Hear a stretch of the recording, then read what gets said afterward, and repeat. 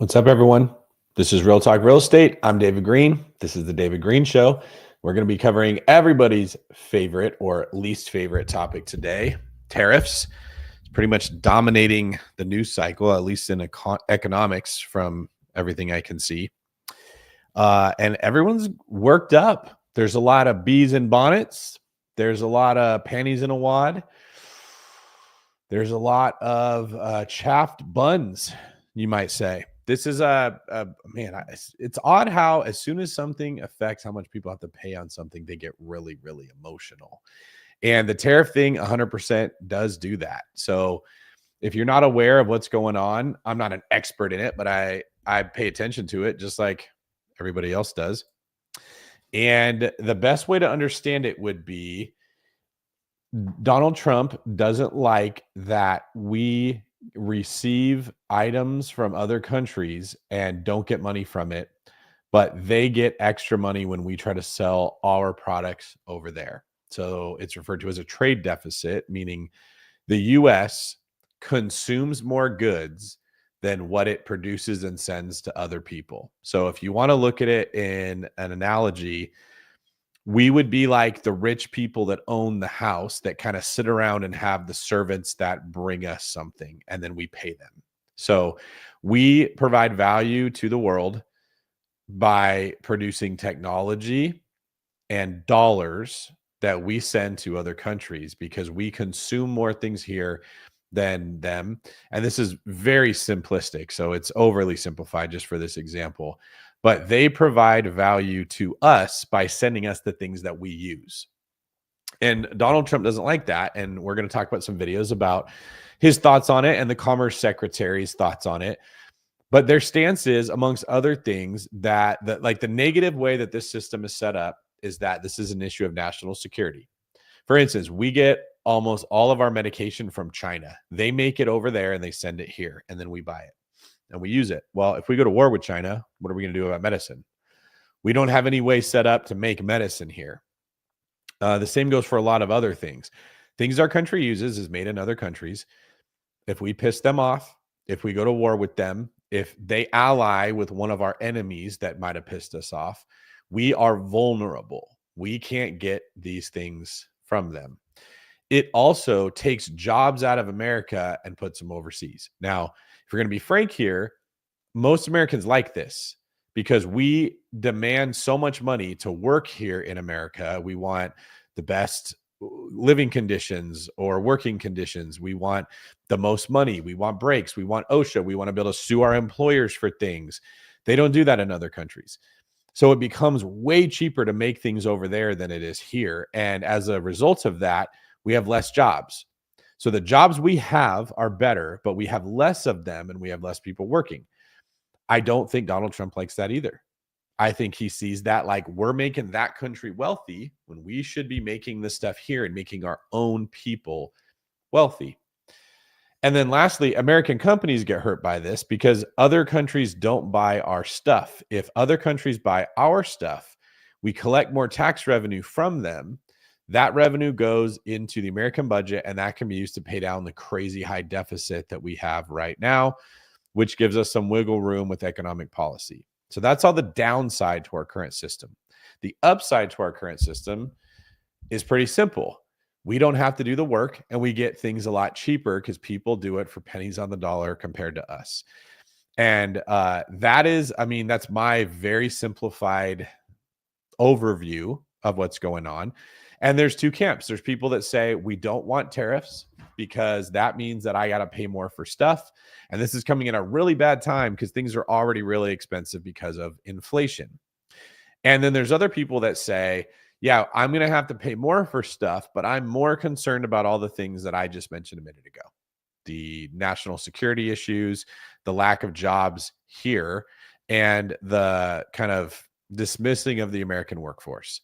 And so like everything in life, there's trade-offs here. I'm not on one side of this or the other. I just want the whole thing to be explained because I want to see more people aware and informed and educated about what is happening in our economy so that you can move the pieces of your own financial picture around where you want. Let's be frank. That's why you guys are following me, because you want to learn how to build wealth and you're used to me teaching about real estate.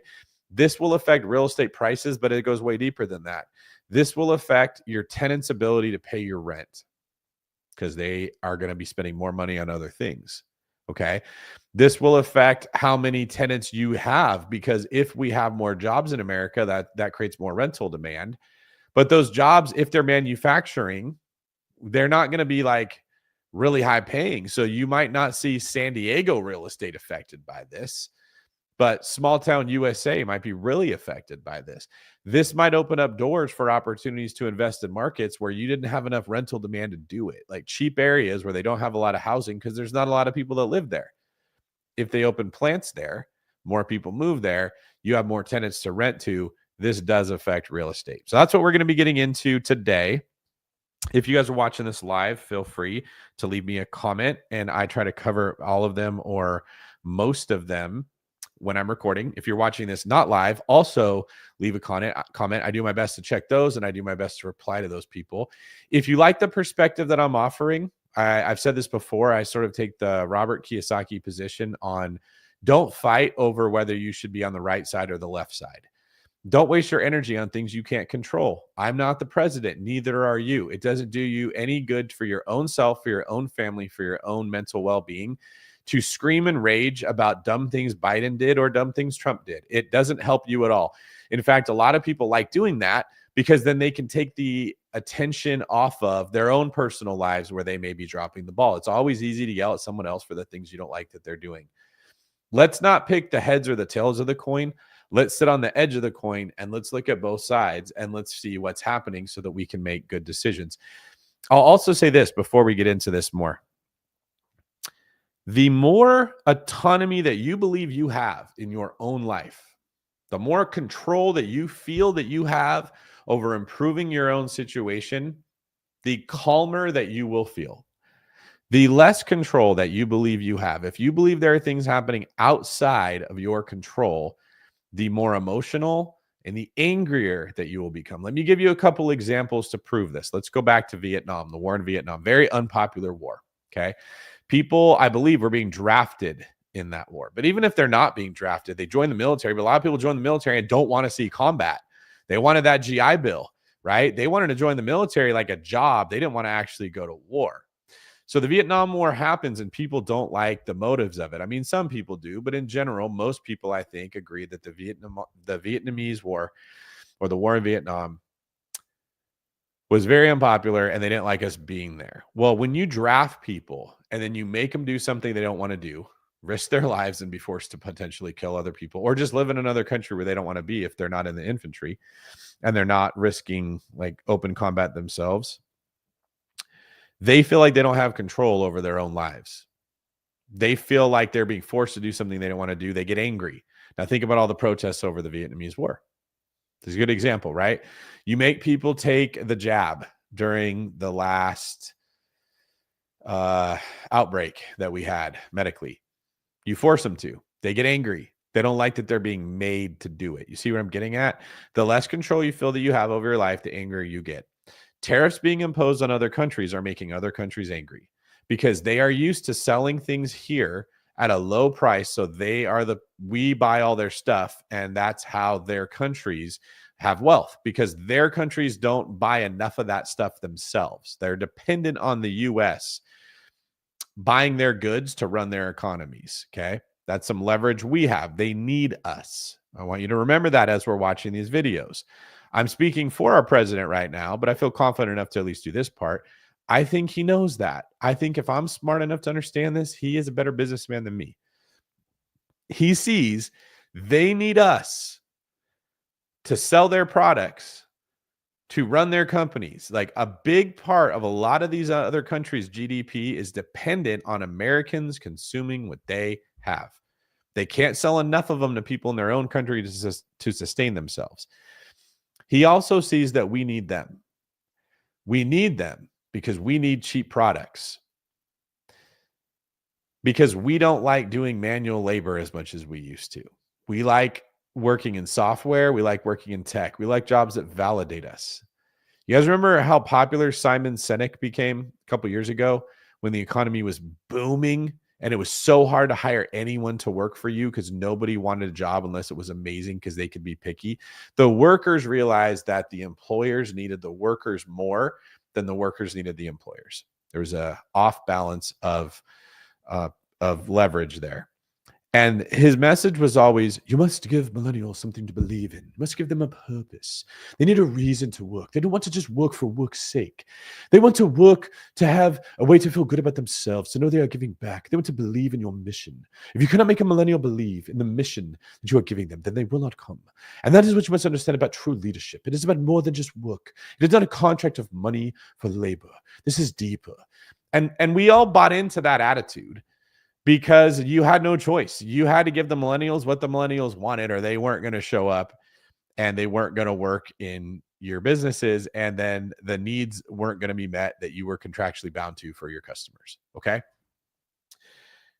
That's not really the way that it is right now. And so you don't see as many of these software companies with this whole, we will bend over backwards to beg you to please come to work. We're going to give you purpose. There was never a rule written down when you were born out of your mother's womb that said your employer owes you purpose and your purpose comes from your job. It's actually kind of a silly concept. If you were on the Oregon Trail coming to the West Coast of America from the East Coast hundreds of years ago, your purpose was to stay alive or to get to an area where you could give your family a better shot. You weren't looking for purpose from your boss or your job. You were looking for purpose from your own values and the things you believed in and the God that you served, right? We've become so affluent in America that we feel entitled to say, I want my boss to provide my purpose. And they're not doing that now. In fact, AI is threatening to take over a lot of the jobs that we used to beg people to work, right? Now the leverage has shifted to the employer's hands because of this AI that was developed. And if you believe that the motivation to develop AI is purely benevolent and they're like, we just want to give everyone a better standard of living, you are severely deceived. That whole movement gained popularity, gained resources, gained investment. There was a motive to create AI when the employers were getting bent over the barrel by the workers who didn't want to work. And then when COVID came and they shut everything down, nobody wanted to go back to work. You guys remember that? And the employers realized we need AI to get rid of these employees that are not working or that are asking for way too much money. I just left California. I used to live there. They raised the minimum wage to $20 an hour. Okay. Sometimes I go to visit the Smoky Mountains in Tennessee. I've got some cabins there. If you guys want me to manage your cabin, send me a message on Instagram or let me know in the comments. And I go there and I talk to the people that work there at the UPS store, at the restaurants, at the shoe store. And they'll say, I make about $11 an hour. And they're not working a minimum wage job. I think minimum wage in Oklahoma is like around $7 an hour. California, it's 3 times that. It's $20 an hour. You don't think that that creates incentive for the people that have to pay that to either build robots or build AI so that they don't need people? Like, life is all about leverage. When you're a real estate investor, you're trying to find a good deal. Well, how do you get a good deal? The person on the other end of the negotiating table has a bad deal. They got a house they can't pay for anymore. They have deferred maintenance they can't afford to fix. They don't know how to keep tenants in there. They lost their job. Something went wrong for them for you to win. And this is one of the reasons I don't love real estate investors holding up their big checks and bragging about their big wins. It's like rubbing salt in the eye of the person that went through foreclosure, that had a death in the family, that had unexpected medical bills, that lost their job and had to move. Something terrible happened to somebody else for you to get this amazing deal that you go spread all across the internet. Okay? You had leverage. They didn't. What happens in a seller's market? When there's not enough homes, the government created a ton of money that needs to go somewhere because it's sitting in the bank just getting eaten away to inflation, and interest rates are low. So it's cheap to borrow money. You get more people wanting to buy a house than you have houses available to buy. The sellers have the leverage and they jack up the prices and the buyers complain about it. Every time you see complaining, the point I'd like to make is It's coming from someone who feels they don't have leverage. They don't have control. They don't have the power in the situation, and it's natural to complain. Like a baby that can't pick up their binky, they cry. Like an animal that's cornered and it's going to be eaten by a predator, it cries. It's hoping for someone else to show up, feel bad, have empathy, and fix its problem for it. That is what is behind complaining. And as we watch the videos that we're going to be getting into here, I just like you to keep this in your mind on both sides of the aisle. When someone complains, it's usually because they feel like they don't have leverage. But my original point here was that the president, as a business person who's been in real estate for a long time himself and then in media, understands leverage. I've never read The Art of the Deal, the book that Donald Trump wrote. I would be shocked if it doesn't include the power in negotiating is getting the leverage before you go negotiate. You ever heard people say whoever can walk away from the closing table first has more power? It's because if you can walk away, you have leverage. If you can't walk away, you don't. Negotiating is not about just writing an aggressive offer and then trying to force the other person to take it. It's about finding the person that needs it more than you do. Simple. Now, to get back to tariffs here, it appears that the president doesn't like that America is dependent on other countries. Because if we go to war, if China decides they want to be the dominant world power, if Russia invades Ukraine and then keeps on going, what happens if China invades Taiwan? If you guys aren't paying attention to this because all you care about is real estate, I love you. You're being ignorant. If China invades Taiwan, Taiwan is our ally. They're going to ask us to come help. If we go defend Taiwan from China, we risk going to war with China. We're already doing this with Ukraine and Russia. We're already defending Ukraine from big bad Russia. Okay. Now what happens if our other ally Israel says, hey, we need some help. The bad guys over here are ganging up on us. We are now in war with 3 different world powers at that point, just us. And all the other countries are sitting back like, not our fight. We don't have a big military like America. We don't have to do anything. And if you think that our president isn't thinking like that because you hate him, friend, I'm just going to ask you in love. You can hate him. You can not like him. Don't let it make you stupid. He's a chess player. He thinks about, I do this, you do that, I do this, you do that. Who's going to have the upper hand when we're at the end? Okay. I know that's how he's thinking. I know that's how all business owners think. We don't just think about what do I want right now. We think about what we want overall. And if I do this, you're going to do that. That's what chess players are. I move here, you move here. You try to plan out how all the moves are going to go in your head and stay ahead of it. You know how the employees think? It's different than the business owner. The employee who doesn't have responsibility, that's how I'm going to define employee. They just don't have as much responsibility. They think about what's right in front of their face. When do I get off today? When do I have to go back to work? What time do I have to be here? Do I have to do this thing or can I get someone else to do that thing? If I don't do this thing, is anyone going to notice? Let me give you an example. Real estate. I own short-term rentals. All day yesterday, my project manager and I and my property manager and I were dealing with guests that were complaining nonstop. Why do they complain? They want someone to come fix the problem. We already covered that. What were they complaining about? The cabin being dirty. Why was the cabin dirty? We pay a cleaning company. They pay an employee. That employee shows up and they feel like, I don't want to be here. When do I get to go home? What is the minimum that I have to do so I can say I'm done? And so they don't do things like check to see if there's foosballs in the foosball table, if somebody broke the pool cues, if the air hockey tables have felt on the bottom. They don't check for dirt in areas. They say, oh, look, the bed looks pretty clean. Let's just wash the sheets and not the comforter. And then the guest looks at the comforter and there's crust on it or something, right? And so then we have to go to the manager of the company who has responsibility, who's thinking like a chess player. And then they got to go to the employee who doesn't have responsibility, who did the bare minimum that they could do. And this is life. Not shaming anybody, not judging anybody. This is human nature. When you're the employee, you don't have to worry about the stuff the employer worries about. And you rightly say, not my business, not my job. No, sorry, Bob, that ain't my job, right? I don't have to do things. When you're the employer, you have to think about all the pieces. And if you've never been the business owner, if you've never been the parent that has to think, like, that's another great example. Your kid just thinks about what's right in front of them. I want to play Xbox. I want to watch my tablet. That cupcake looks good. I want to eat it. They don't think about dinner. You as the parent are thinking about if you eat the cupcake, you're not going to eat dinner. If you don't eat dinner, you're going to tell me you're hungry later. If you tell me you're hungry later, I'm going to have to make more food for you. You're going to want to go to bed later. You're not going to wake up in the morning. You're going to give me a ration of crap. You see what I'm saying? Every parent understands this. The kid just thinks about, how do I get out of going to school? How do I play my games? How do I play with my friend? They don't think about the big picture. Okay. So many people in this tariff debate that we're going to talk about here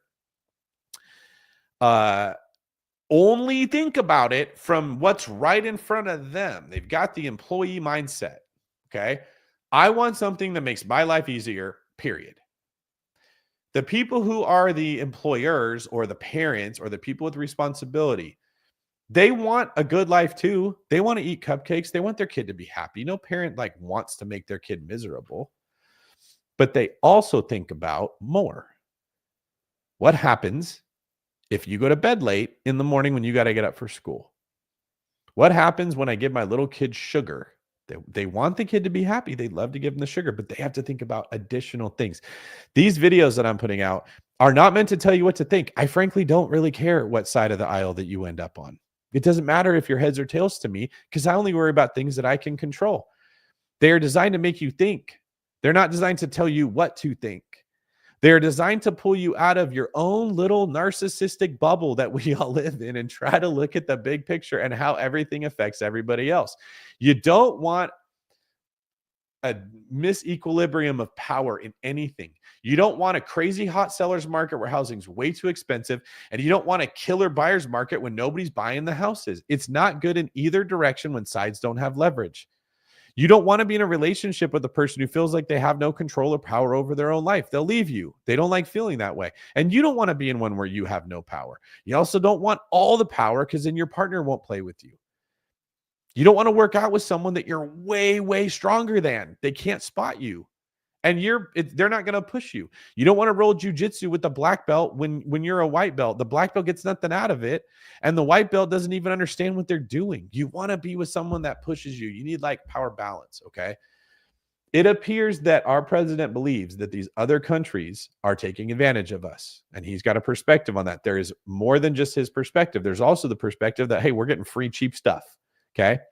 So we're going to talk about some of the consequences of this, as well as what the Commerce Secretary is saying regarding the bigger plan here and how this might branch off. Before we do, let's get into some comments here. Baba says, being an employee is great. I wish I was a kid still. Man, I can't tell you how many times a week I think that thought. For everyone out there that's like, I want to be the CEO. I want to put CEO on my Facebook. I want to be a business owner. That sounds amazing. No, when you're the owner, you want to go back to being the employee. Like, God, I wish I worked for someone else and I'd have to think about all of this stuff. And I could just say, no, sorry, Bob, that ain't my job. You got to deal with it. Just like when you're a grown-up, you wish you could go back to being a kid. Let's see here. Georgie says, brilliant. Elvis Barbosa says, you're on point, David. SSB says, good stuff. Alex asks, what's your opinion on how this will impact existing single-family homes in established markets like Central Florida or Austin, Texas? We already are having people flooding out of Florida, and Austin, Texas has cooled off a lot. I think if you want to know how this is going to impact homes, you have to ask yourself, where are jobs going and where are people going to move to? Recession Proof says President Trump will get the last laugh. Alex says it doesn't matter who needs more if both people need each other. Let's keep going on there. Graydon says, love this.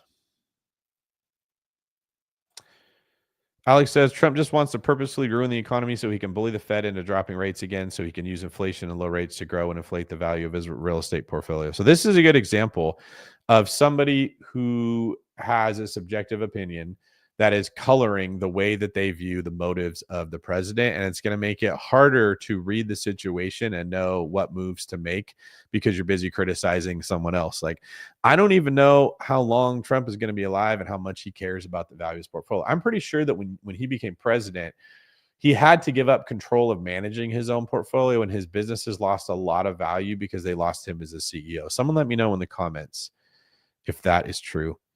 Tyler Ferguson, there are a lot of other countries that goods can be sold to besides the U.S. I'm sure that's true. I don't know if any of them consume as much as we do. Otherwise, they'd probably be selling there.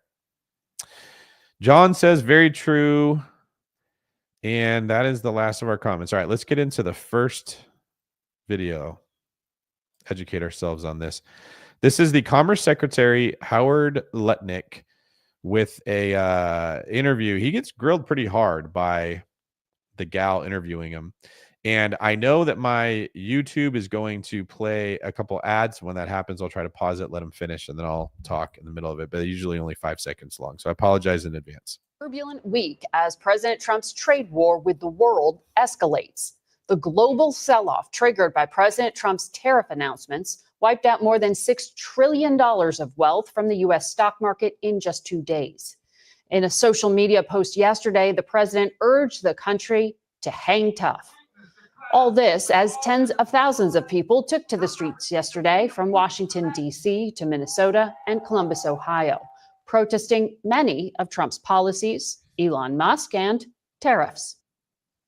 We begin this morning with Commerce Secretary Howard Lutnick. Mr. Secretary, welcome to Face the Nation. Great to be here. We see about 60% of Americans have money in the stock market, which means that retirees could be just as concerned as hedge fund managers this morning. Did you expect this level of shock in the financial markets? Well, you've got to realize this is a national security issue. I mean, we don't make medicine in this country anymore. We don't make ships. We don't have enough steel and aluminum to fight a battle, right? All our semiconductors are made overseas. So every button we press when we try to start our car or even use our microwave, these are all semiconductors. They're all made elsewhere. We've got to start to protect ourselves, and we've got to stop having all the countries of the world ripping us off. We have a $1.2 trillion trade deficit, and the rest of the world has a surplus with us. They're earning our money. They're taking our money. Right. And Donald Trump has seen this, and he's going to stop it. So it is going to be a big change. Of course, it's going to be a big change, but the rest of the world has been ripping us off for all these many years. Donald Trump has seen it. He's spoken about it. I understand and he's just that. not going to take it anymore, and that's his model. And that was abundantly clear during the presidential campaign how much the president truly believes in tariffs and putting him at the center of his economic policy. But you saw absolute panic in the global markets. Did you expect that, or were you surprised? Switching tax services can be a drag and there's drop. the first At H&R Block, switching to us couldn't be quicker.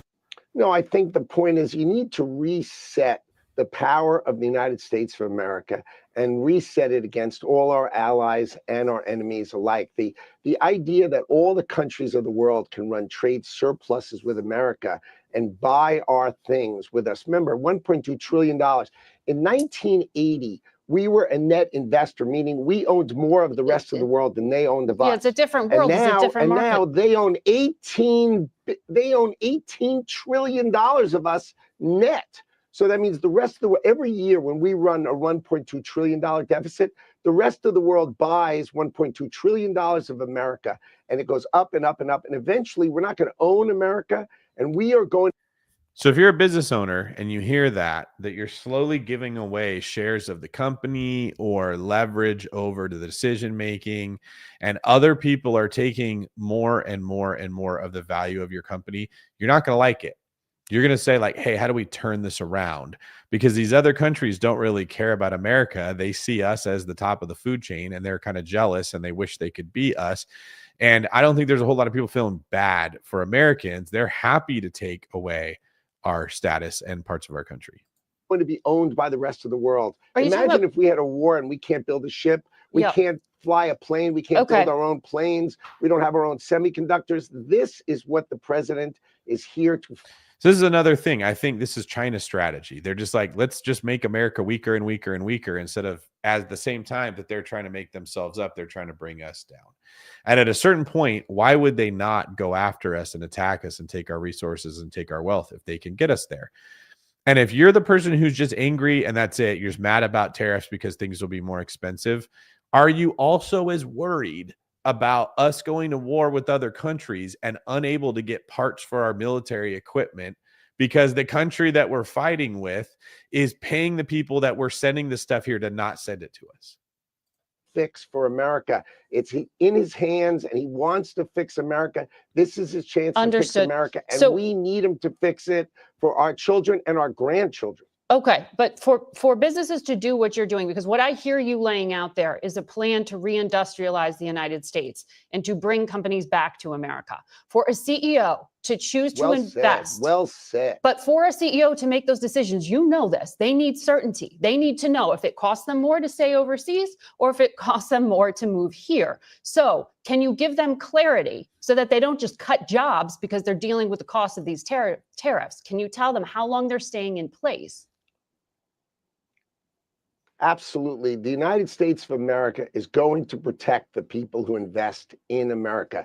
Trillions and trillions of dollars, you heard the president speak about it, are coming to invest in America. This is the economy of the world. We are the consumer of the world, and companies need to build it here, and we will protect them for building it here. Okay, we will help the American workers. Yes, American workers are more expensive, but they're better. We're going to protect all the factories that come to America, and that's what's coming here. So okay, the is the president 10% tariff He's going to permanent? protect them.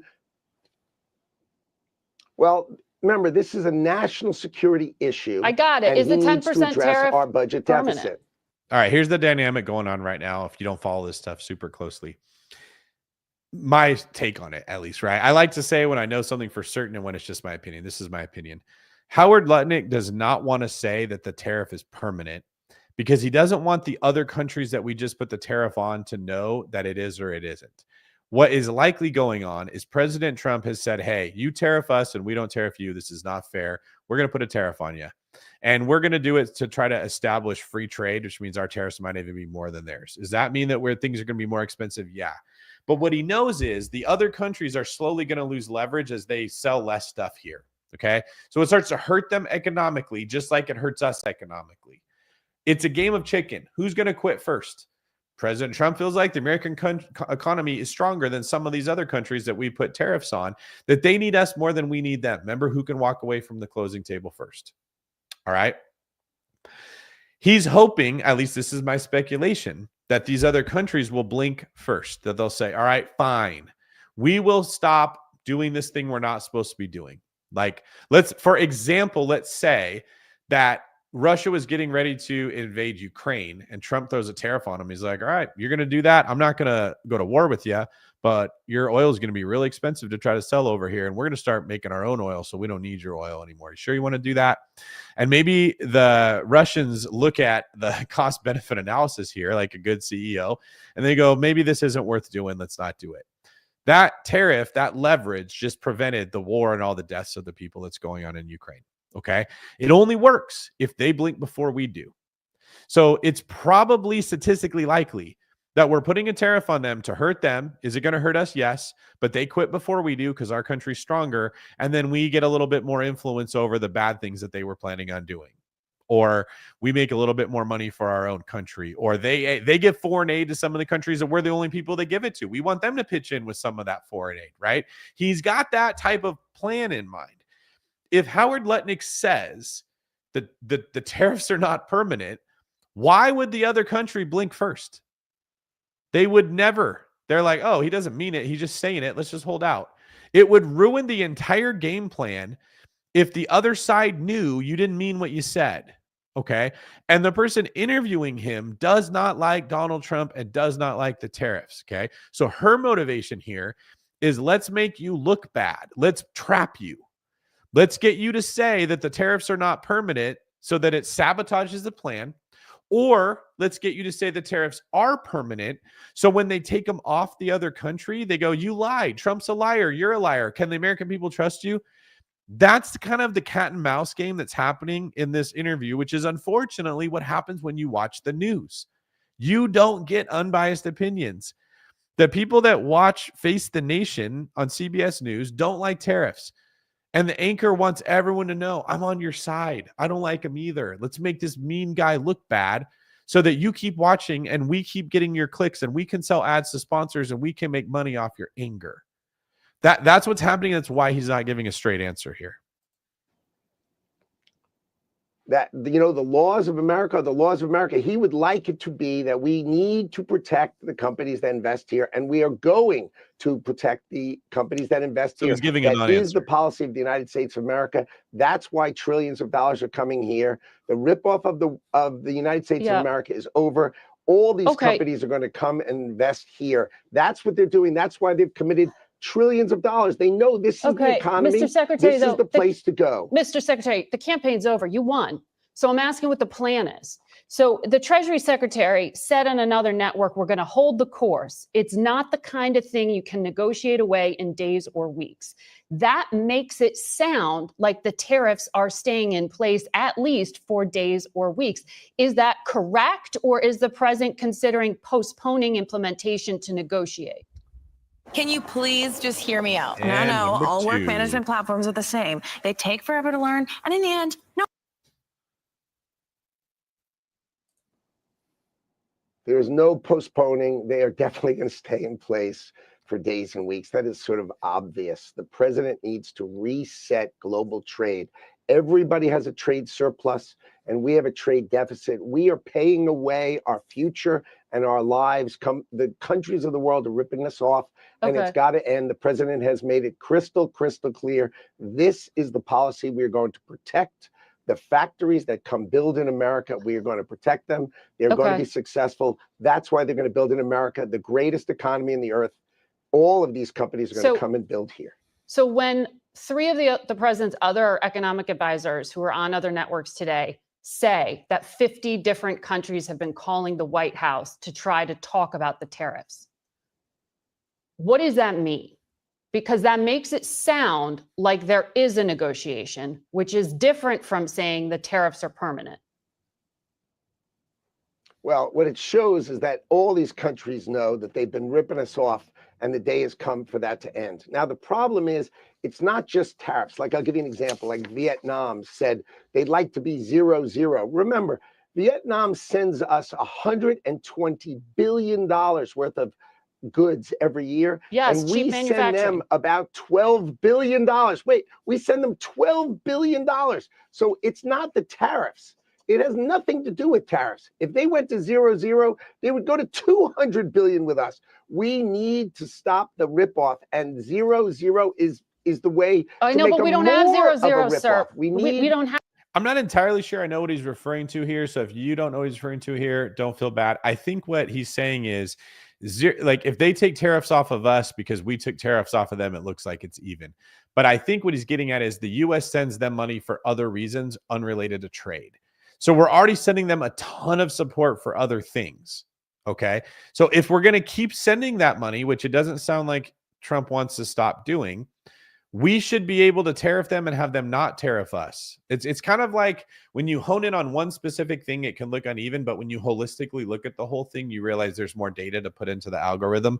And I think that that's what he's referring to. And there's probably other countries in a similar situation.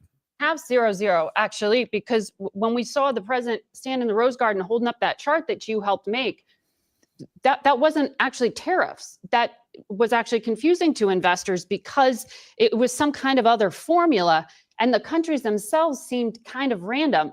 Like, why are the Heard and McDonald Islands, which don't export to the United States and are quite literally inhabited by penguins, why do they face a 10% tariffs? Did you use AI to generate this? No. The idea is why are they on the list left off? Because the idea, what happens is if you leave anything off the list. This looks like just an effort to discredit him and make him look stupid and make it look like the administration is dumb. It's not really relevant to the conversation here, but it kind of shows you the motive of the person interviewing him. The countries that try to basically arbitrage America go through those countries to us. Any country, like we had tariffs, the president put tariffs on China, right, in 2018. And then what China started doing is they started going through other countries to America. Right. They just built through other countries through America. And so the president knows that, he's tired of it, and he's going to fix that. So basically, yeah, Baba here says the non-answers are tiring. I agree. And that's why I'm trying to give a little bit of commentary so you can understand the motive of why I believe he's not answering her questions directly. Is it looks like she's trying to trap him so that the U.S. would lose credibility in the trade wars with the other countries, which is ironically enough, sort of sabotaging what's best for America in order to cater to the people that don't like our current president. He said, look, I can't let any part of the world be a place where China or other countries can ship through them. So he ended those loopholes, these ridiculous loopholes. And now what he's trying to say is, I'm going to fix the trade deficit of the United States of America. It's a national security issue. We need to make medicine. We need to make semiconductors. We need to make ships. We need to have steel and aluminum. Come on. We need the greatness of America to actually be built in America. And he's tired of getting ripped off by the rest of the world. Okay, but just to be clear, April 9th, the so-called retaliatory tariffs, the reciprocal tariffs, I should say, are those coming? Or are they open to negotiation? The tariffs are coming. He announced it, and he wasn't.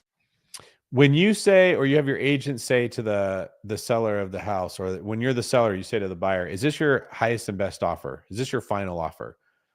Do the buyers ever want to say, yes, it is, or no, it's not? If you're a buyer and you go, no, it's actually not my best offer, the seller goes, great, give me a better one. And the buyer's like, well, why should I? Do I have to? Right? Like, why wouldn't you take that offer? And conversely, if they go, no, it's not our best offer, or if they say, yeah, it is, but it wasn't, the seller goes, great, we're not going to work with you. And then the negotiations fall. It's a stupid thing to ask that question, right? And that's why I don't believe that this interview is really held in good faith, and a lot of them are not, because you can't ask someone to negotiate against themselves. If they say that the tariffs are in place and there's no change in it, well, then why would the countries come negotiate with us? They probably want all the countries to be like, damn, they're serious about this. Let's go play nice before it gets ugly. And then a percentage of them come say, you know what, let's drop the tariffs that we have on the US. And then we go, okay, great. If that's the case, we'll lower it down to this point. We'll see if you can do any better with something else that we need from you guys that isn't fair. And negotiations start. And then the other countries go, oh, we didn't play nice, but they did. Do you think we should too? Because what if all those countries kind of form an alliance with America and then they don't buy our products either? That's how this thing is probably going to play out, or at least that's what I think the president wants it to play out like. It's kidding. The tariffs are coming. Of course they are. Okay. Is the administration considering any kind of offset, any kind of subsidy? You mentioned the first administration, there was some bailout to farmers to help them deal with the pain from Chinese retaliation. Are you looking at that now? Not that I have not participated in any meetings with respect to that. The country is focused on, you realize trillions of dollars of factories are going to be built in America. That's huge GDP. The factories being built in America are huge. That takes years. And you've said that robots are going to fill those jobs. So those aren't union really automated jobs. It's automated factories, but the key is who's going to build the factories, who's going to operate the factories, who's going to make them work.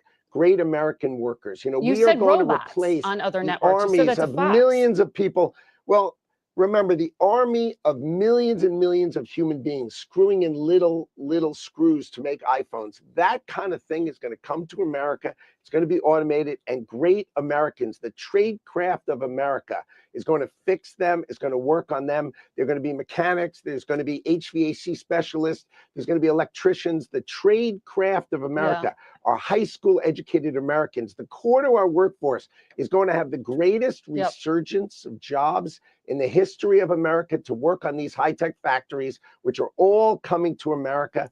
That's what's going to build our next generation of America. All right, that right there, that is your gem to take out of this episode there.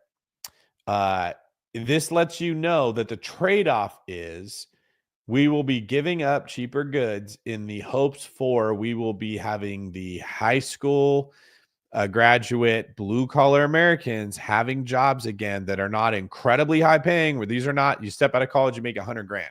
That's what it's turned into, unfortunately, in our country, is in a lot of areas, you pay a ton of money to go to college. You get into massive debt. You graduate, you go get a very high paying job to feel good about yourself because you make $120,000 right out of college. This is very normal in the San Francisco Bay Area where I'm from.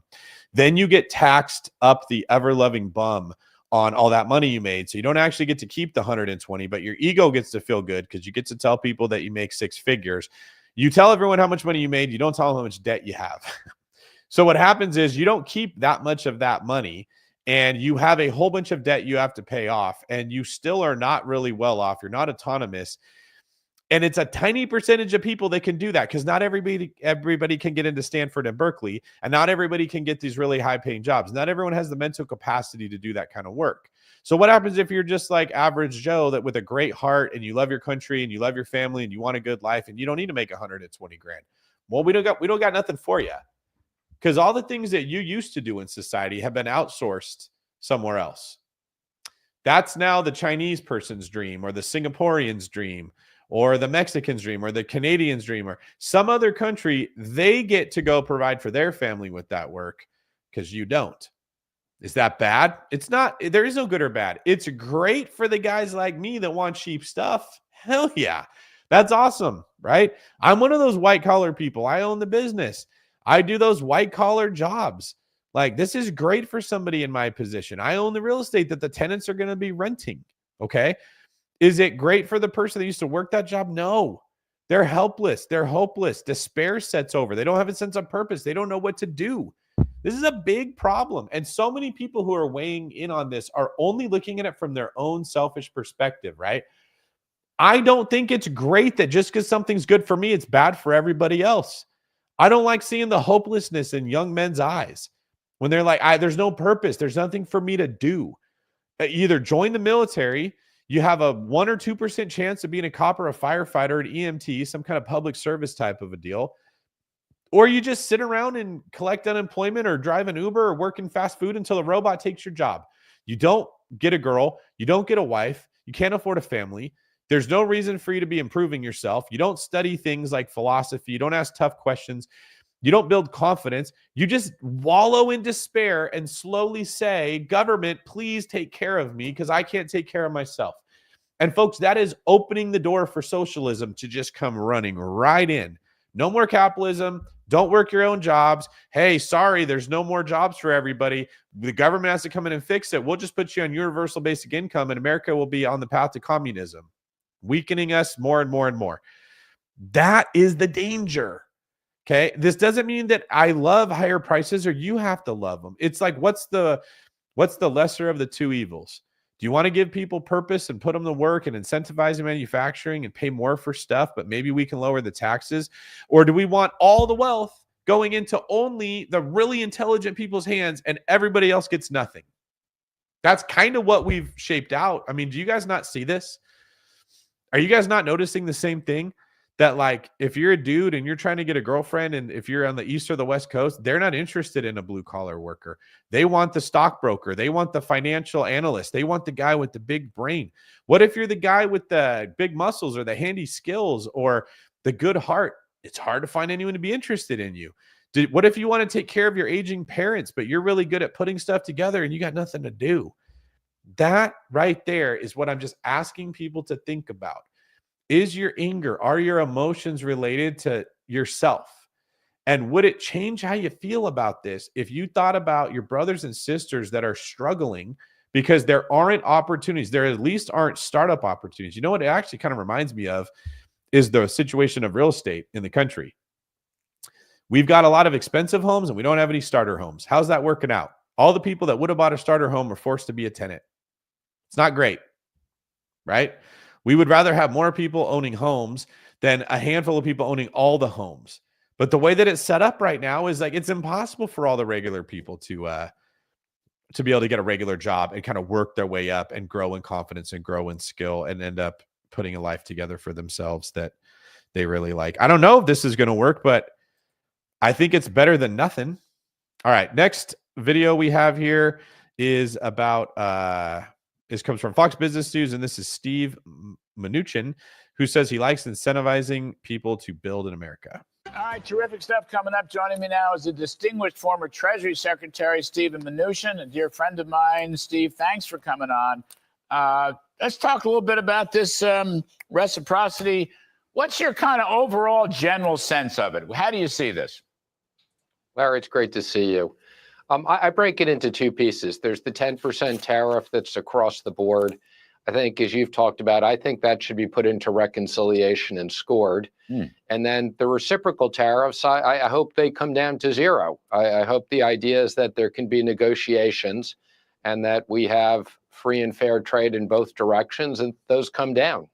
I love the idea. Put the 10% basic tariff, that's the basic charge, put it into reconciliation and see what comes of it, all right? We might need it. We can maybe get more tax cuts, maybe not. I think that's a great idea. I might have to adopt that idea, Steve Mnuchin. I like that. Ted Cruz didn't like my other idea of tariff dividend for taxpayers, but we'll see. Short-term versus long-term. There's going to be adjustments. Supply chains have to be altered. How tough is that going to be for the economy, Steve? Well, Larry, as you know, certain products can be moved pretty quickly. You can buy a U.S. car instead of a foreign car. But there's a lot of products that supply chains take a long time. So I like the idea of the president creating trade credits. So if you're Apple and you've agreed to build a big factory in the U.S. and you're going to commit a lot of capital, give them credits for doing that so that they can use that against the tariffs on bringing things in where you can't move the iPhone right away. That would take years and years. So I like the idea of incentivizing people to build here. But since it's going to take a long time, give them credits along the way. I haven't heard that. Has he mentioned that? He hasn't, but that's the idea that I like to incentivize people to build. I like that a lot. That might be very helpful. And many, people who are well-intentioned, want to follow the policy. This buys them some time and gets rid of some of the hurt. I like that. Long-term, I mean, he had to do something. We started it 4 years ago, 5 years ago, 6 years ago with China. Too many unfair trading practices, Stephen. Well, there's no question in the case of China, what we had been doing in the past didn't work. And there's no question, as you know, Larry, because you and I were there, the mere fact that the president put on tariffs was the first time they ever came to the negotiating table and agreed to do things. And I think the phase one deal was a good start, but they're not living up to many parts of that. And I think they got to get back to the table and negotiate. And we were talking with Jamison Greer, the new trade rep, the transshipping issue. China going through Vietnam or China going through Mexico. It's really dirty pool. Something had to be done with that too, didn't it? Yeah, that can be fixed. I mean, that's an issue, but I think that's relatively easy to monitor. So what's your read on the economy right now? And what's your, the stock market took a big hit today. The indexes were down between 4 and 5% or worse in some cases. Some stocks got hurt a lot more. You're an ace investor. What's your read on the market? Well, Larry, you got to look at the overall Trump economic plan. And as you know, it's the same game plan. It's tax cuts, regulatory relief, trade, and energy. And there's many aspects of that are very, very good. I think you're right. They got to get tax cuts done quickly. That's a very important aspect of his economic policy. And as you know, he's been determined to remake the trade agreements and the trade deficits. And what you see today, there was a lot of uncertainty in the market. The market didn't know what to interpret. The good news is these policies are now out. The market's adjusting to these policies. It's going to impact different companies different ways. But I think the important thing is that the president figures out how to fairly treat people through the transition. And that's going to be something that is an important part of how the economy does. And we don't know when necessarily, but I'm going to guess negotiations on trade are going to start fairly soon. I mean, there's a lot of reports. Certain Europeans want to negotiate. Israel wants to negotiate. India wants to negotiate. I mean, that should have a calming influence and might produce some positive results. Well, I think the sooner they can negotiate some of these deals, and they're obviously a lot of work, but some of the big ones they can get to quickly. And I think having a couple of quick wins on that will be good for the market. You probably saw it. The dollar kind of got clobbered today. All right, so he's mentioning here that there are countries that heard about tariffs coming and they said, hey, let's not make this bad. Let's negotiate. You're right. we've been taking advantage of you for a long time, but you guys are so rich, we didn't feel bad about it. Now we recognize we maybe shouldn't do that. Let's talk. And the specific commentary was about the stocks dropping and how the negotiations, if they're favorable and then the tariffs kind of go away, is likely to have a lot of that money flood right back into the stock market. And let me share a thought with you that I had earlier today when I was making a protein shake, actually. There's all this talk of like wealth being lost because stocks drop. So I think it was like 1.3 trillion of wealth was lost. It was the comment that I heard about the stock market. But what I was thinking is, okay, you've got this like basket or bucket of water and you pulled out $1.3 million. The water doesn't disappear. It moves from stocks into people's bank accounts or into bonds. You gained $1.3 trillion worth of wealth in one of these other places, but they, like I said, they zoom in on the thing that affects them that they want you to see. They don't look at it holistically. Okay. So if these countries do come negotiate, if other countries end up establishing free trade with us, if this all kind of becomes not a big deal, what do you know? The money comes rushing right back into the stocks. Maybe more money comes into America, actually, because they're like, damn, American companies are going to be more profitable. Let's buy more American company stocks. And all of the fear and the worry and the panic and the negativity and the anger and the hatred and the bitterness and all of this toxic stuff, you forget all about it. The stocks are right back up. Just something to think about. It's not like this thing is destroying the wealth. It's just moving it from one place to another. Now, I know long-term bond rates came down, which is good, although it could be a recession signal or not. Also, if bond rates come down, that usually means mortgage rates come down, which a lot of people have been looking for.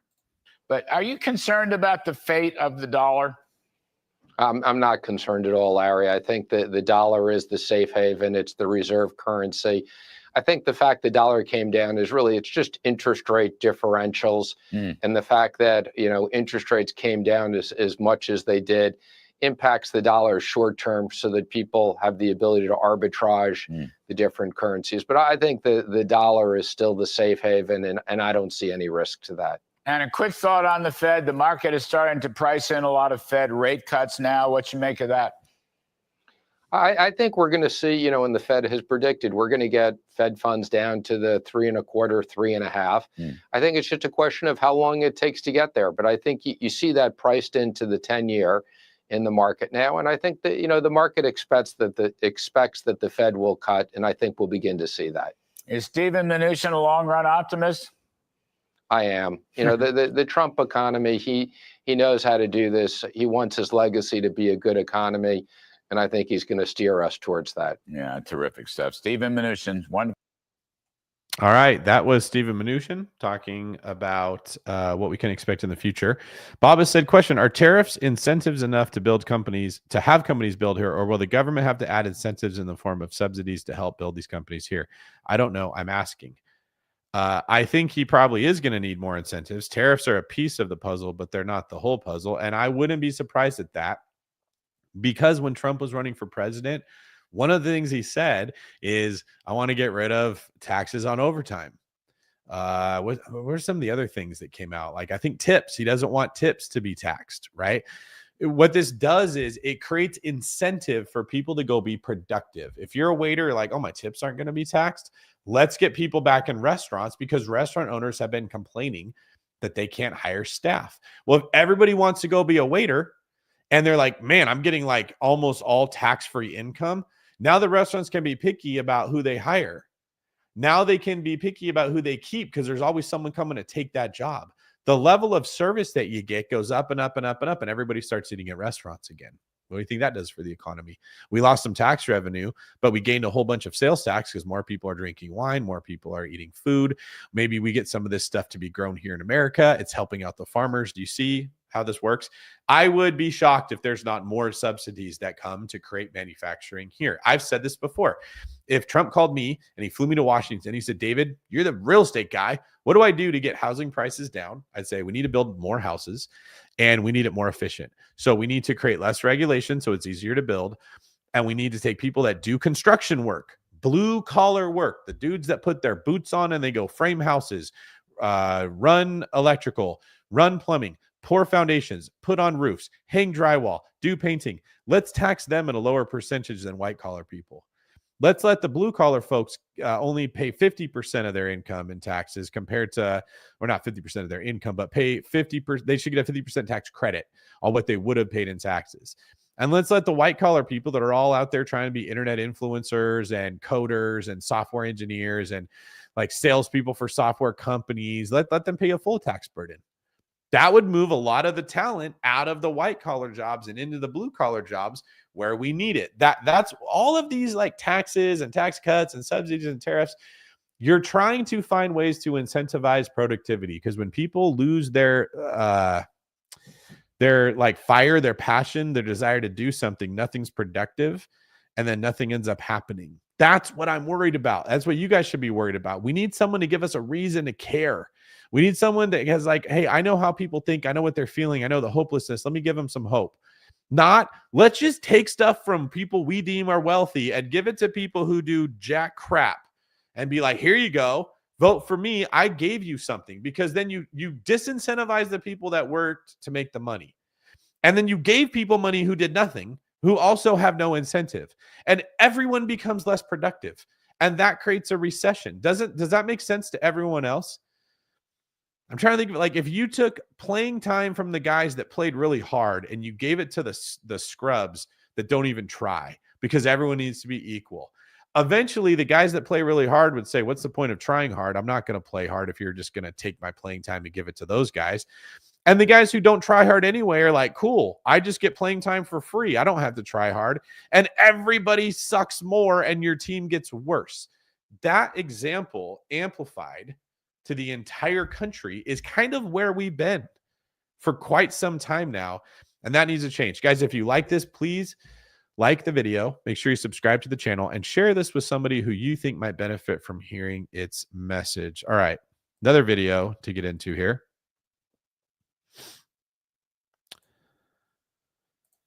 Why the tariffs could be a game changer for farmers. I had not heard of this until just today. President Trump signed the executive order last night, imposing sweeping tariffs on more than 180 countries. They include a 10% reciprocal tariff on all imports, an additional 34% tariff on China, 20% on the European Union, 32% on Taiwan, 25% on Japan, 25% on all foreign auto imports, and more. Trump explained how American farmers are being ripped off and how this action will protect agriculture. Watch. With today's actions, we're also standing up for our great farmers and ranchers who are brutalized by nations all over the world. Brutalized. Do you guys notice a difference between campaigning for President Trump and already President Trump? He's much less interesting now than when he was going for president, right? His speech is much more like consistent. As you know, we're going to be increasing incentives for farmers. We need farmers. We're going to be doing something to help the great farmers of America. But like running for President Trump was like, and another thing, the farmers, great people over there in middle America, it's terrible what's happening to them. Simply terrible. It needs to stop. Sleepy Joe was asleep at the wheel and the John Deere tractor went right into the barn. It burned down. It was horrible. And we need to fix this. Like, there was so much more entertainment. And now I'm listening to him and I'm like, it's a little more boring as he's explaining things. It's a much more calming presence. Canada, by the way, imposes a 250 to 300% tariff on many of our dairy products. The European Union bans imports of most American poultry. Australia bans, and they're wonderful people and wonderful everything, but they ban American beef, yet we imported $3 billion of Australian beef from them just last year alone, starting about midnight tonight. China charges American rice farmers an overquota, it's called, a tariff rate of 65%. South Korea charges 50%. Actually, they charge different, from 50% to 513%. And Japan, our friend, charges us 700%. Joining me now is Agricultural Secretary Brooke Rollins. Secretary, it's great to see you this morning. Thanks very much for being here. Give us your sense of how these tariffs will impact the American farmer.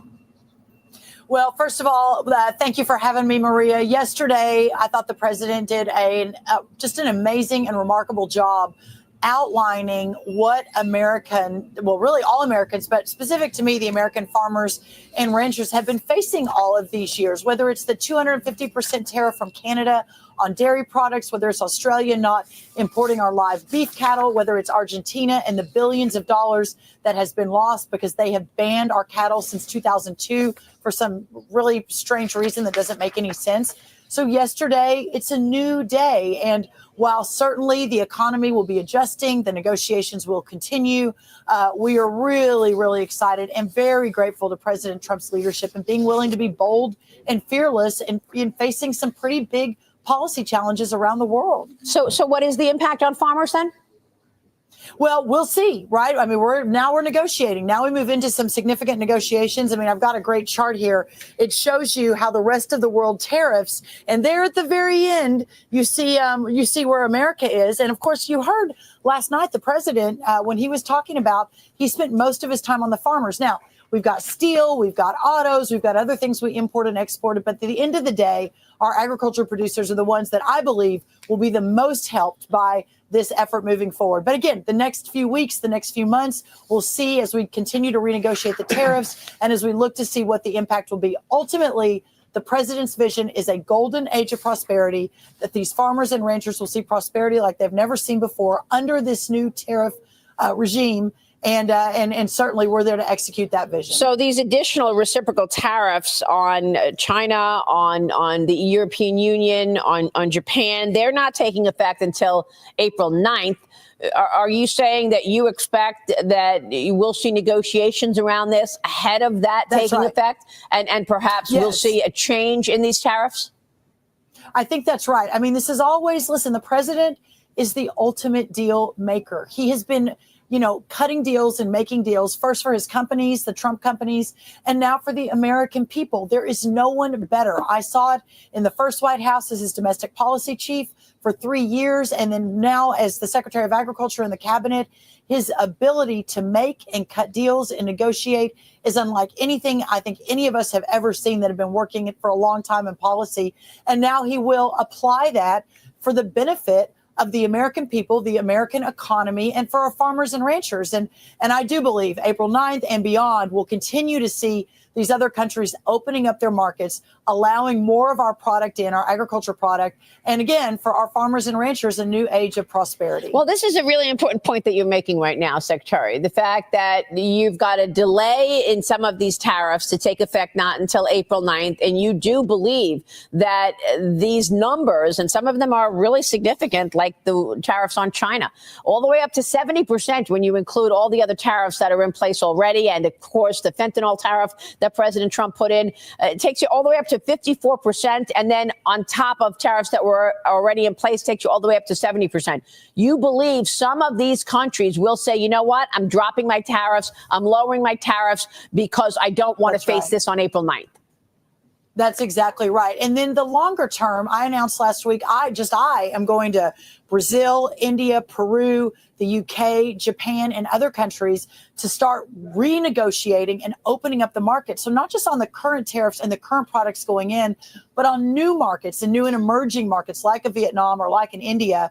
And the last administration did none of that. They sat on the sidelines. We saw $50 billion trade deficit on just our agriculture products, but it's a new day. And so I'll be, heading out around the world as with some of my other fellow cabinet members to begin to start to roll that back and to open up and expand these markets for all of our producers. What specific commodity or farmer product do you want to see opened up, and into what country?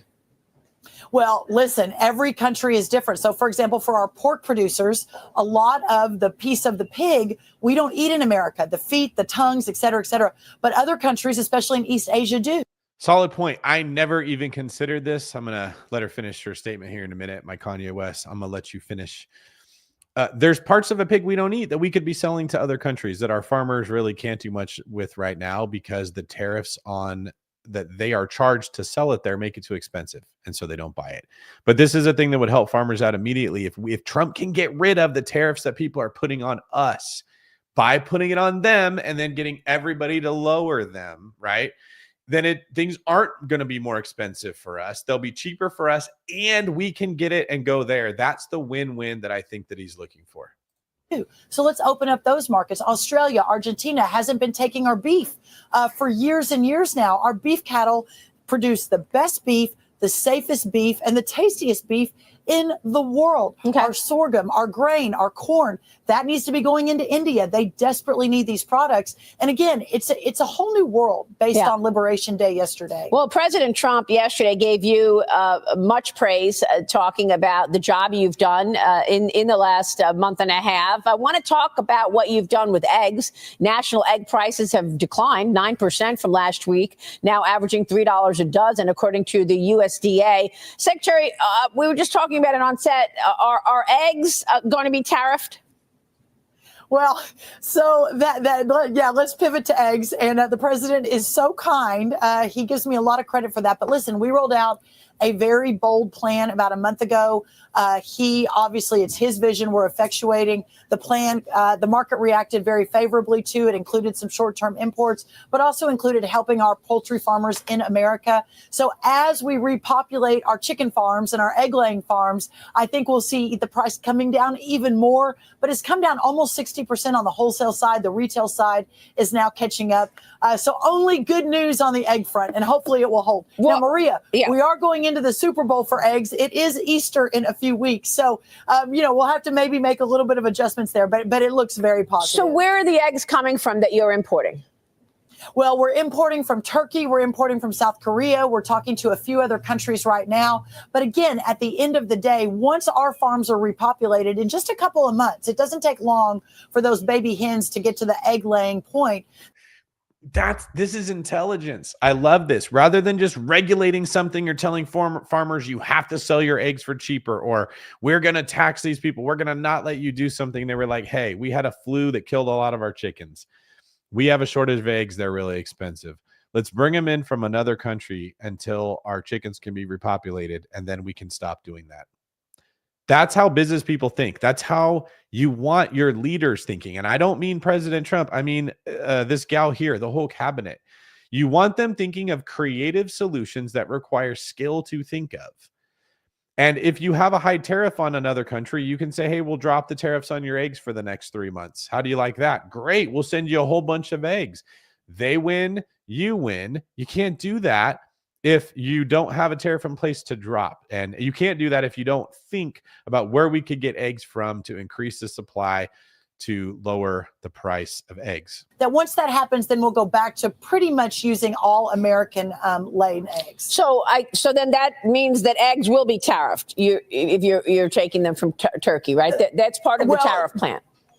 Yes. I mean, all to be determined. We're all in negotiations, but yes, that's a possibility. Secretary, I know you're also managing this bird flu outbreak. It caused a national egg shortage along with the Biden administration's culling of chickens. You've implemented a 5-step plan, you say. What else needs to be done in that regard in terms of getting food prices lower? Well, as you know, egg prices increased 237% under Biden. Food prices in general, our groceries, as the president talked about yesterday, increased almost 25% over those 4 years. These are unsustainable numbers. The president's vision of deregulation, of bringing the cost of input back down, and frankly, of opening up the world markets, all part of the strategy yesterday, that will all impact food prices and make raising a family and going to the grocery store affordable again. So it's all part of his multi-pronged strategy across the board. And I think our American families, they've already seen relief, right? Inflation came down, hit the lowest number in 4 years, I think, based on numbers last week, bringing new jobs in, 10,000 new jobs, the trillions of dollars that have now been committed on reshoring and bringing companies and manufacturing back to America. All of that will impact You no longer have to go to Harvard. All right. That is not news that I had heard before I watched that video. I did not know that jobs are coming in. I did not know inflation was down. I keep hearing how inflation is up, up, up. I've been hearing a ton about how the stock market is crashed and the economy is being ruined. I hadn't heard any of the good news. So some of you may be hearing this for the first time as well. It's just one of the things where it's really hard to get an unbiased opinion. And so you kind of have to look at all of them. And then you have to ask yourself holistically, how does everything work? If you guys would be so kind, please subscribe to my free text letter. Costs you nothing. You'll get a free text every single week with about the interest rate update. You'll get mortgage rates. You hear about what's going on in the news, relevant economic conditions related to real estate, how things are likely to change, what's going on where. What else? I put if I'll be speaking somewhere, books that I'm working on writing, properties that I'm buying, all kinds of cool stuff in there. So you can get that by heading over to realtalkrealestate.com/textletter. And you should see a screen that looks like what I'm about to share. If that's how you know you're in the right place, just go there, sign up.